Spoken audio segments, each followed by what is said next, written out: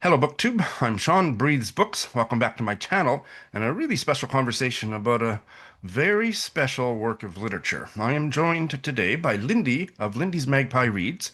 Hello, Lindy. Hello there. And we are aficionados. We are big fans of the writing of Douglas Bruton, who is joining us today from his home in the Scottish borders and to discuss his, good Lord, it's penultimate novel, but knowing him, he's had seven more published since I last talked to him. But this novel came out in 2024. It is called Hope Never New Horizon. And we have read it, and we're here to discuss it with Douglas Bruton. Welcome, Douglas. Thank you very much for having me again, Sean. I'm really excited to be here.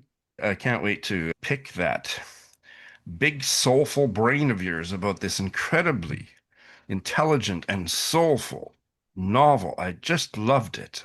So my job is to not gush overly, but believe me, if I don't gush overly, it's because I'm working very hard not to do so. Do you have a sentence or two about your thoughts of the book before we ask Douglas to introduce it? Lindy. I loved it. I could gush. Hope is something that we can all use these days, and there's a lot Abs- of it in this book.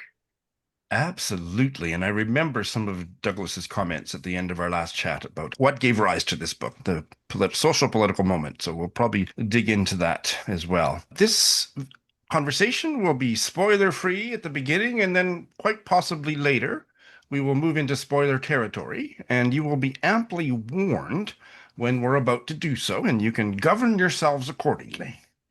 Douglas, give us a little introduction to Hope Never Knew Horizon.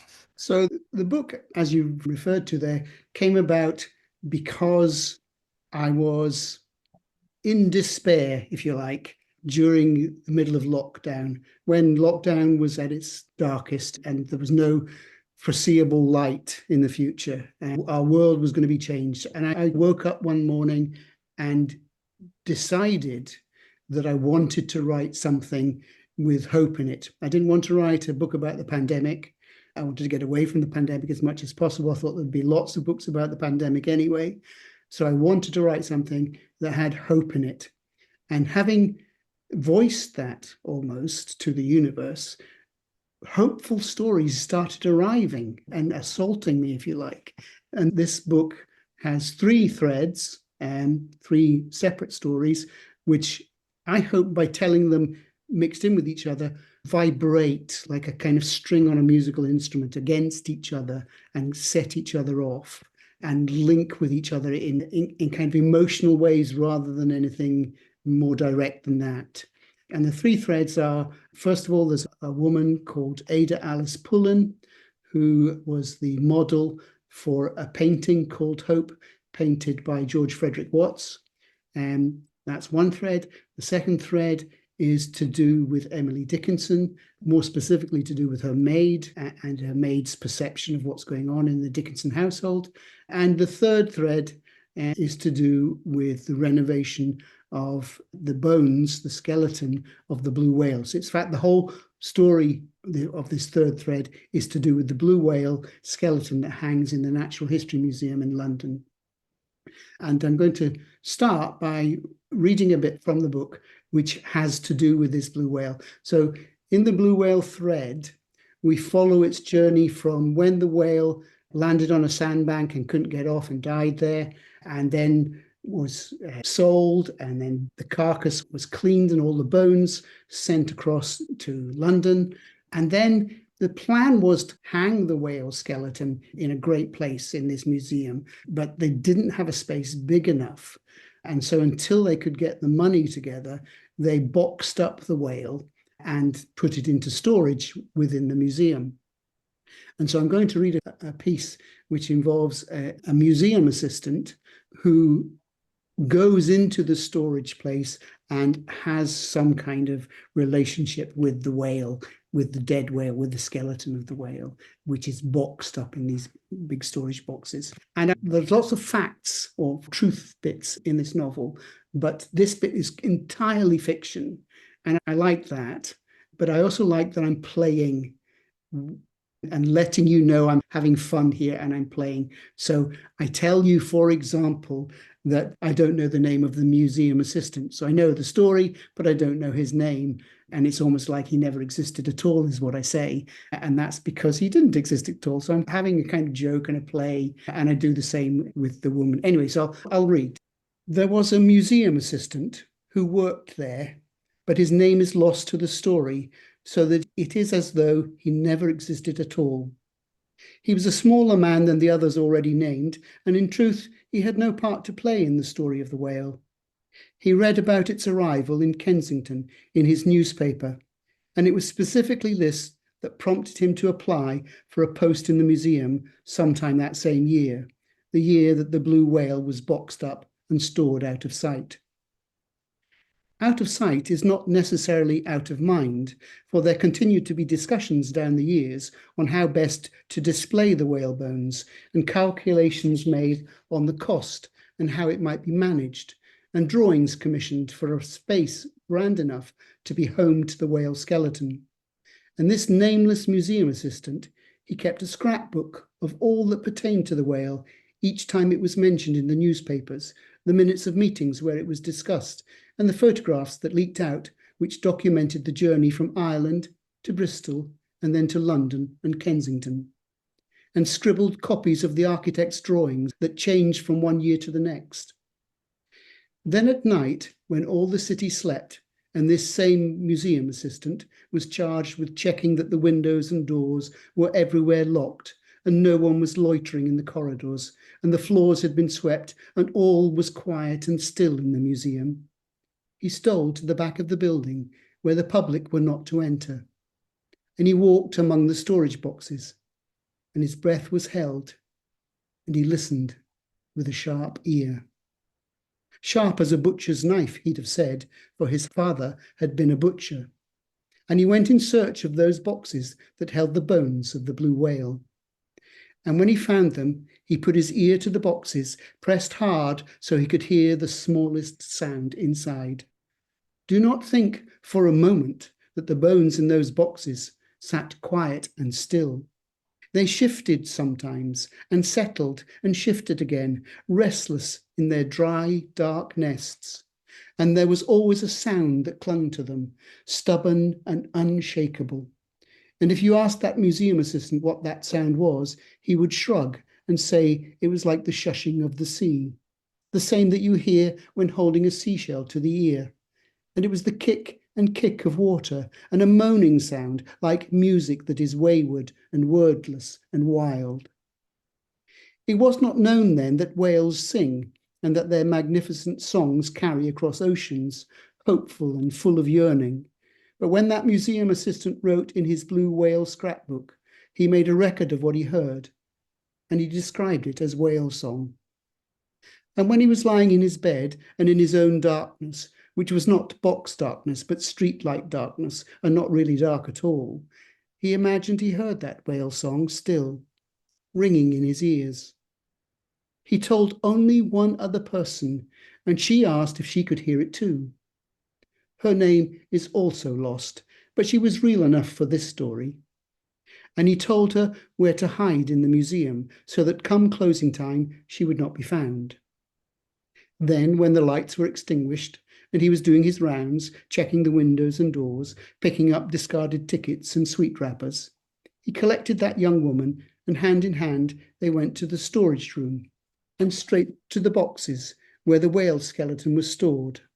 Maybe they kissed. That is to be expected, and so I do not make much of it here. And he showed her how to press her cheek and her ear to one box after another, and to hold her breath and her heartbeats so she could better hear. And after, she said it was a wonder, and she promised she'd heard it too. And there, in the dark of the storeroom, she sang the same song back to the boxed whale, like an answer to its song, like a litany prayer sung in church. Do not ask me how I know this story and yet do not know the names of the museum assistant or the young woman. I can say only that I too have heard the whale bones singing, for the song never ends, but rings down the ages. all you have to do is listen. You selected my favorite passage from the book, Douglas. Well done. Oh, thank you. It's one I like too. I have a fondness for blue whales. I remember as a teenager in the 70s, I used to wear a jacket, and on the jacket was a pin badge, and it was to do with the whale. And the pin badge had the picture of a whale and a rainbow above it. And so, rainbows being symbolic of hope, it seems fitting that I ended up writing this book. And whale song is a very hopeful song too, in the sense that whales are communicating over vast distances. I saw an IMAX movie about blue whales. Oh, just, they're such astonishing mammals. Wow. Yeah. Yes, I'm an ESL teacher, and for one of my reading classes, I taught a news article that was quite recent about whale song, and I forget which type of whales, but that they were doing synchronized swimming and they were 100 kilometers apart. And so the whale song, the whale sound that they were transmitting seemed to be how they choreographed, which was Wow. absolutely fascinating. That passage that you read is what pulled me deep inside this book, and I never came out until a few hours ago when I finished the last 40 pages. And I actually turned on a whale song audio thing on YouTube for the last 30 pages, and that was a wonderful way to finish. The three strands, the three parts of this story are very different. Can you, maybe you don't want to, and if you don't want to, I would totally understand, but if you would share with us how you chose or how these three stories came to you in a way where you felt a resonance between them to make a work of fiction, including all three. I'm fascinated by that part of your creative brain.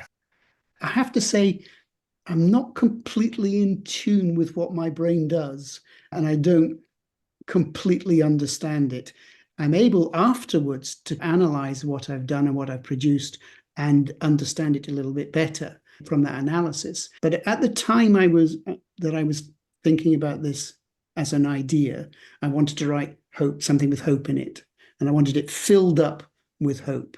And I've expressed that. Well, the very next day, I overheard two people online talking about a TV program they'd seen, which was about the taking down of the blue whale skeleton and the cleaning of it and the renovating of it, and then the rehanging of it in the Hints Hall at the Natural History Museum. And they gave it a name. They named the whale, and I thought, wow, that name fits with what I want to write.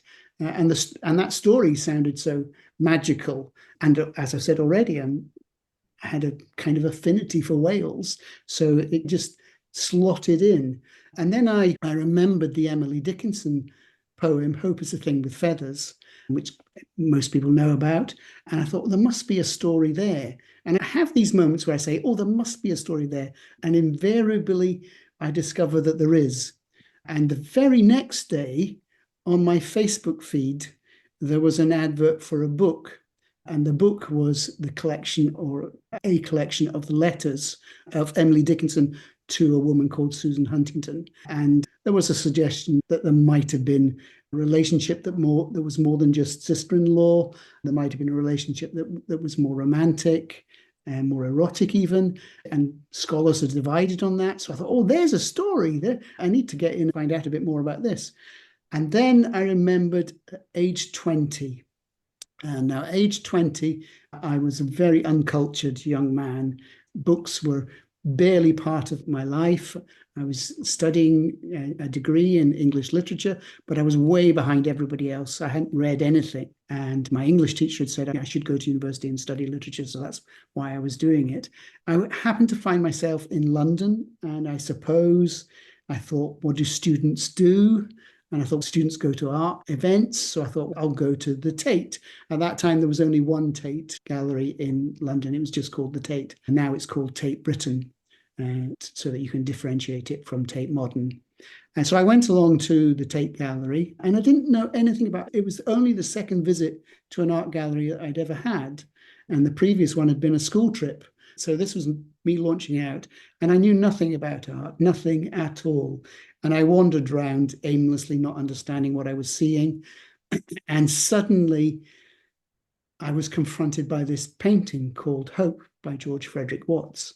And out of all the paintings in the gallery, this is the one that stopped me short and held me. And I was held for 15, 20 minutes, nearly half an hour, just looking at this painting. And my mouth was probably quite slack and I was wide-eyed, and it just stayed with me. And so thinking about writing a book about hope, this painting came back to me and I thought, oh, I wonder who the model was for this painting. You must be able to find out. Now, sometimes my musts don't bear any fruit, so there must be this or there must be that, and it turns out there's not. But in this case, a quick sort of troll around the computer, the internet, and I found out about a woman called Ada Alice Pullen, and her story was just so interesting and so fascinating and so rich that I felt I could use this and I could do something about hope. And in terms of what the novel was actually going to be about, apart from that sort of woolly term hope, I had no idea. I launched into writing without even having fully finished the research. And I just kept going, and the stories just kept bouncing along and other things would come up in them. And that's the creative subconscious. That's the part of my brain that I don't fully understand, but I do fully trust. And I just knew it was going to lead me to a proper conclusion. I did not plan the book, so it looks planned because there are 10 chapters for each of the 3 stories, so there are 30 chapters, and they all end at just the right time. So it looks like I'm building something but actually the building is happening just as I go along and not following any kind of route. Does that make sense? Wow, it's great to hear more about how that came together. In that passage that you read, Douglas, there were a couple of things that I would say are reasons why I love to read your work. The turns of phrase that you include in that passage, it was sharp as a butcher's knife. So not just sharp as a knife, but as a butcher's knife. And I was thinking about other phrases that caught my ear in other parts of the book, like early doors comes up a couple of times. Oh, yes, yes, yes. Not an expression I'd heard before. No. And I'm always delighted when I find something new in language or vocabulary. But another thing that was in that passage you read was talking about the kick of the waves. And I can think of a couple of other places in the book where kick is used in a way that's not with the foot. Yes. There is The storytelling teacher. the pen kick. Oh, yes. And the teacher, Mr. Boland, and describing his voice as dancing and kicking. Yes. And the flourish of the pen, Emily's pen, the pen kick. I love stuff like that. I love language. Yeah. I'm so glad you brought that up. I marked that passage with the teacher. I love language. I was an English teacher for much of my working life, and so I absolutely love language. I don't set out writing to try and be poetical, but it just flows out. I don't do much in the way of editing at all. And so this book that you've read, that's pretty much as I wrote it. Very few changes were made after I completed the manuscript. And the manuscript was completed in 6 days. And uncharacteristically, I had an interruption actually. So normally I'm sitting there and I'm intense for 6 days and I'm focused and I have the thought in my head of what the book's going to be, and it's to do with hope. And so all the language ends up being positive, like the kicking and the dancing. It just is influenced by my thought that it has to be a book of positivity. And my daughter phoned me up and said she was in Edinburgh and could we meet for lunch? And I really didn't want to because I was 2/3 of the way through the writing. But you can't refuse your daughter. So I said, yes, okay, I'll come and have lunch. So I quickly scribbled notes for where I thought the 3 threads were going in the remaining, I think there were like 3 chapters for each thread still to do. So I made a few notes, went and had lunch, came back, and then the next morning I got up and started again. And that I was quite surprised that I was able to pick it up again from where I'd left it, because that was my greatest fear, that I would have lost something. The language just comes. And it's not that I give any particular attention to it. I just trust that my creative subconscious is doing something with the language as well. And I think with this book, what I was conscious of were the voices, that I wanted lots of voices, and I wanted a differentiation between the voices. And so that's what I was going for. So Ada Alice Pullen definitely is a sort of Londoner, and Margaret, the maid, has definitely got some Irish in her. And so, yeah, I was probably conscious of that in the way that I'm conscious of other people's voices when I'm in a room and they're talking to me, kind of thing. Douglas, I wanted you to tell us more about the title, and I'm guessing you'll probably want to read the epigraph in order to do so, but I'll leave that up to you. Titles come to me. I knew it was going to be about hope. And so as a working title, it was just called Hope. But as I was writing, I was reading these letters from Emily Dickinson. And in one of the letters to Susan Huntington, she had included a poem. In fact, in many of the letters, she'd included poems. But this was a poem that had the line, "Hope never knew horizon." And it leapt out at me as being what this book was about. It was about how hope doesn't have to be realized now, currently, in the moment when you express that hope. It can be realized much further down the line, way into the future. And so much of these three stories is about a kind of future hope. And in an odd way, it's about my future hope too, my personal future hope. And my personal future hope is that long after I'm dead and gone and buried, blue whales will still exist. I hope for that. Long after I'm buried, I hope that people might be reading my books and that my voice might still be in the world. And long after I'm dead, I hope that maybe my books will have an impact somewhere. So these are all very personal hopes, and they inform the book a little bit. But I only kind of realized that after it was written. So I only realized that these individual hopes were very personal to me. And very much connected to that, I kept thinking about, as I read through the three narratives, was posterity and influence. And sometimes those were exactly the same thing. Sometimes they were a little bit divergent from each other, but they all were, maybe go so far as to say, flew out of hope. Yeah. Yeah. And you've just said your own hope for posterity, and I'm willing to guarantee it, Douglas. Oh, thank you. All right, people, I told you I'd warn you, and I'm warning you now. All bets are off from here on in. We won't necessarily only be talking about spoilery things, but we're giving ourselves carte blanche to do so. So you have some choices to make. My advice, if you're a person who doesn't care particularly about spoilers, just stick around. If you are, rush out, get the book, read it. Don't rush while reading it, though, and then come back. I was thinking about how Ada wanted to be recognized as an artist, as a performer, and thinking about the difference between being in a painting, especially one that's going to be hanging in a gentleman's study. She's not only not going to hear what they say about her, but it's not really going to be about her. So that desire for recognition and fame comes up there. But I also like that she thought about, even if the painting was in a public gallery, she wouldn't be recognized. And then later on, she does hang around a painting of herself and listen to what people have to say. And they do talk about the painting. And I love that, because I think that paintings are something that carries on into the future. And I'm really glad that you delved into the model behind that painting, which I did see when I went to the Tate Britain, and it also struck me. Yeah. I had a question about the letters that Emily wrote to Susan.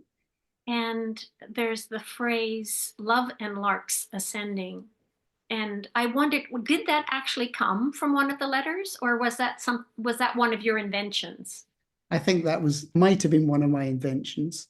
Scholars are divided as to what the relationship actually was, that it might have just been the way people at that time expressed themselves and that there wasn't anything more than sisterliness between the two of them. And so I didn't want scholars to turn around and say to me, no, you're wrong, if I was writing for the wrong group. So I came up with the idea that Margaret would do all that for me. And so that if a scholar came to me and said, no, there was no such relationship between Susan Huntington and Emily Dickinson, I would say I never actually argued that there was. It was Margaret thought there was. And so Margaret takes all the blame for me, if you like. And I thought I was writing pretty much about Emily Dickinson and Susan Huntington, but it transpired that I was really writing about Margaret and Margaret's hopes. And I had no idea when I started with Margaret, I had no idea that she was going to get married and move away from the Dickinson family. I had no idea what was waiting for her in the future. And so, yeah, that was a bit of an adventure for me to find that out and to discover what was going to happen. That was a brilliant choice. Yeah, I really like that. But of course, as a reader, I make associations. So I was thinking of the George Meredith poem, Lark Ascending, and the musical piece that I had to go and listen to. But then I thought, but that's not Emily Dickinson. But I can still feel the joy and hope that is in that poem and the music. Yeah. And that's possibly where I got the words from, because I have no idea where the words come from. And I've been reading for 50 years now. And so there must be so much crammed into my creative subconscious. So it's very possible that the words have come from Meredith or something like that. I will edit this question out if I misread something or missed something, but I was very curious about, while we're on the topic of Margaret, that when Emily died and then her book of poetry came out, there is reference to the fact that the poems were preserved by Margaret somebody, and yet she had already left her job. So was that intentional? Did I misunderstand something, or was it a different Margaret? It was a different Margaret. So the Emily Dickinson's household had one Margaret O'Brien, and then they had another Margaret, which I think is Margaret Mayer or something. And so, yeah, just a coincidence that they had two Margarets as maids. That's fascinating. I have a question. Emily's dog. She named the dog Carlo for something she saw in the book. And then I was wondering, okay, where does that come from? And I couldn't think of what it is. Did you have something in mind? I think I must have read somewhere that she had named the dog Carlo after something she'd read in a book. And it maybe even gave me the reference, but it's lost to me now. So I'm sorry, I can't help you with that one. That's all right. One of the things that I remember you doing in other books we've read and loved by you is the kind of coincidences, but probably the word resonances is more apt. And in this, it was the things people tucked away in their pockets. Can you talk about that for a little while? I'd love that. Yeah, I needed Margaret to discover a letter. And so I didn't know this beforehand, but I read somewhere about how letters were sometimes pinned inside pockets. And I thought that was a rather strange thing to do, but then it made sense because you always lose things out of your pockets. And pockets in Victorian times probably weren't that well designed. And so losing things out of pockets was probably something that happened quite a lot. So I have Margaret, who is getting the dresses ready to be washed, and she's going through the pockets in the way that I do when I'm washing my own jeans or something. I have to check the pockets to make sure there's no paper hankies in the pockets, because goodness, if you get a paper hanky in your pocket, then your washing is ruined for days and days after as you're picking bits of paper off. So Margaret is preparing the clothes for washing, and she finds this note pinned inside one of the pockets, and she takes it out. It's not sealed, and she reads it, and she thinks it's a love letter to Susan Huntington from Emily. So yeah, finding out that Victorians did that they pinned they pinned letters inside pockets, just gave me a vehicle for how Margaret was going to find out. I think if you remember that when Susan gets married to Emily's brother Austin, on the day of celebration of the wedding, Emily slips a wee note into Susan's wedding dress pocket, and it falls out because it's not been pinned in, and Margaret has to retrieve it because it not only does it fall out, but it falls onto the floor and out of sight under the furniture. And so Margaret, having seen all this, has to retrieve it and then has to put the letter back in the pocket without being seen. And her fingers, Margaret's fingers, are not anywhere near as nimble as Emily's. Yeah, she has to perform a little bit of magic. In fact, she calls it magic. She had to magic it back into the pocket. After she'd had quite a gawk at it. Yes, of course. And But by that time, she is completely wrapped up in this love story because really she would like a love story of her own, I think. and then one of the boys that's involved in putting the whale skeleton back together, he literally pockets one of the bones in the tail, or is that right? In the tail, it's the spine of. And that is actually true. That's not a piece of fiction. That actually happened. And the blue whale skeleton hung up there for 81 years without anyone noticing that there was this tiny little bone missing from the very, very end of its spine. There's another pocket as well in the other storyline, Yes. and it's wishes that are snatched and kept in pockets. I liked that imagery. That's right. I think that's what I said earlier about how I hope that the stories resonated off each other, and that they set off like vibrations, like musical strings when you pluck them, and the vibrations don't just vibrate through their own story, but vibrate because they're next to these other stories, that they vibrate into those stories. So I think that's possibly what's happening with all those pockets. And the cherries Yeah. that are joined in pairs. Yes. And then in the next chapter, we're on to Ada, and she's talking about taking 2 bites out of the cherries. Yeah. So it's just very satisfying. And I think that happens all the way through. You can find these little little things that kind of link the story, so that the stories on one level seem very separate and nothing to do with each other, but they are all to do with hope, and they all have these little resonances or vibrations. Maybe my last question, although I will not hold myself to that, comes from your epilogue. And 2 things that jumped out at me that I'd like to push them even closer together than they are in your epilogue and see what you have to say about this. One is, it is a work of fiction. So you need to understand, it is a work of fiction, and as such, it runs to a different test of truth from fact. And then on the next page, you very intriguingly say, I can't help but feel that biography is at least a near cousin of fiction. Douglas Bruton, please hold forth on those 2. I was a great fan in my earlier years of chat shows. I watched lots of chat shows, and I can't remember the actor that I'm going to make reference to here, but this actor, I saw him right at the very start of his career, and he was asked to tell a story, an anecdote to do with some film he just made, and he was pretty clumsy in the way that he told it. And I heard him about 4 years later asked almost the same question, and this time when he told the story, he was a master raconteur. The story had altered slightly, but it was more fully a story, and it was well told. And I thought, well, we all do that. We all prune our stories and learn better ways to tell them, or we respond to the audience. So if the audience laugh at a particular bit, then we make sure that we've got that bit in the next time we tell it, or we even push it a little bit more next time we tell it and get a bigger laugh. And so, yeah, I think I was just talking about this with my wife in the garden, and that we all, when we're telling our own life stories, we all fill in the spaces and make them into stories. And the simple act of making it into a story turns it into a fiction and moves it a step away from cold truth into something that's a bit more dancing and singing and laughing.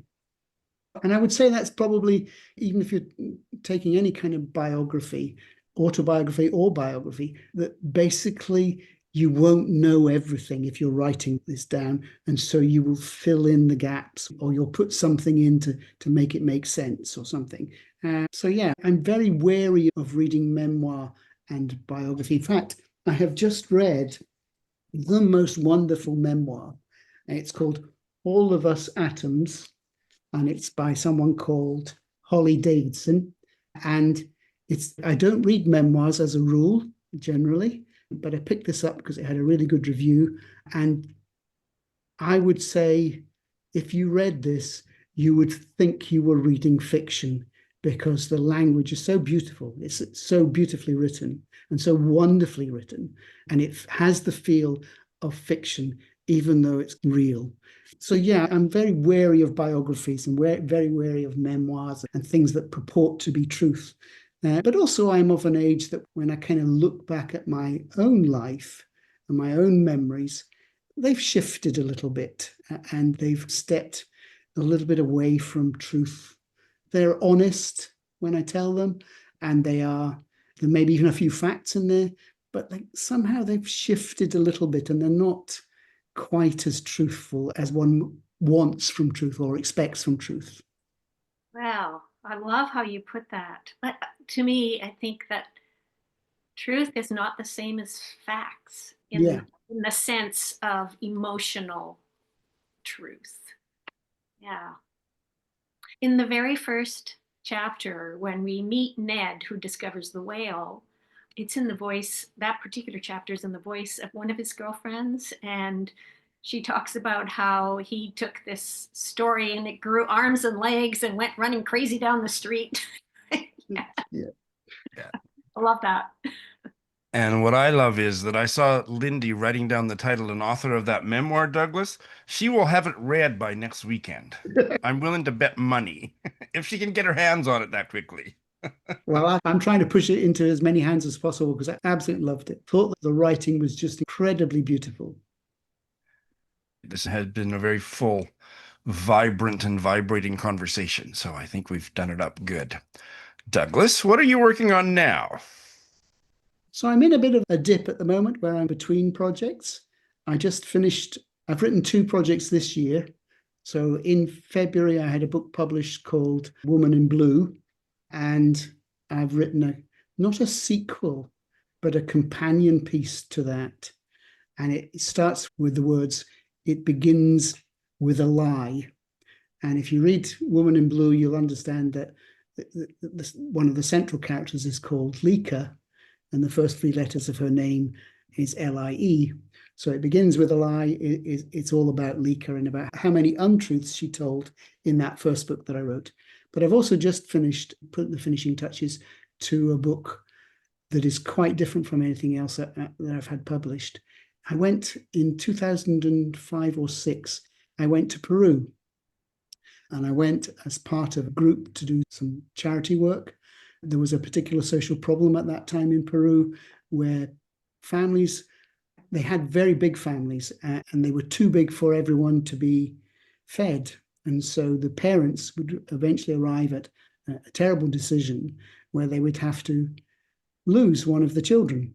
And so they would take one of the boys, the oldest boy usually, and they would travel far away to another city, and they would tell the boy to wait in the marketplace. It would be a busy place, and then they would get the bus home and leave the boy there, and the boy would have to fend for himself. And it was such an awful situation that there were no social services at that time in Peru. The police thought the boys must be evil because their parents had left them, and so they had no sympathy for them. So it was a terrible situation. And this charity called the Vine Trust had set up rescue centers in various parts of Peru, and I went over to help in one place to make mud bricks so that they could build dormitories and they could build schools and health centers and so on for these boys to be housed in. So I wanted to do something with that as a piece of writing. And the place where we went to was in full view of a mountain called Huascaran. And Huascaran, it's an incredible mountain. You're in such hot temperatures, and yet this is a snow-capped mountain. And in 1970, I think it was, the for some strange reason, we don't fully understand why. It might have been to do with French nuclear tests in the Pacific, but a piece of the mountain, a gigantic piece of the mountain, sloughed off and descended into the valley and gaining speed and picking up debris as it went. And it was a kind of steam train of ice and snow and mud, and it tore through the valley, 8 miles along the valley, and tore through it. And it buried one town completely. We don't have an exact figure of how many died in the disaster, but the figure of 70,000 is not an unreasonable estimate.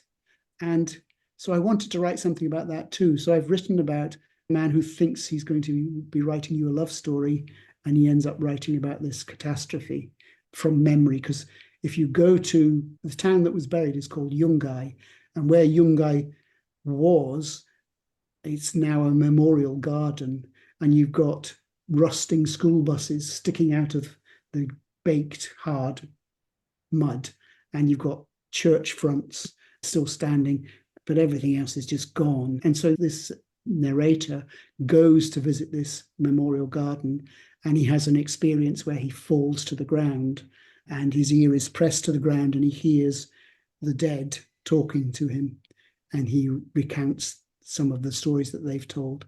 He realizes by the end that he's not writing the kind of love story he thought he was writing. He's writing a much more human love story to do with loving the people that have gone. And yeah, so I've just finished that. And my body is starting to hum with the resonances of what we just read, with people putting their ear up to things and Indeed. how one coaxes out and keeps hope alive. Yes, you are a hope whisperer, Douglas. Oh, thank What you. an exquisite conversation. I cannot recommend Hope Never Knew Horizon highly enough. It was an extremely hopeful read in the most literary, non-sentimental way possible. Thank you so much for your time, Douglas. Thank you so much, Sean. Thank you, Lindy. I'm so glad that you liked the book.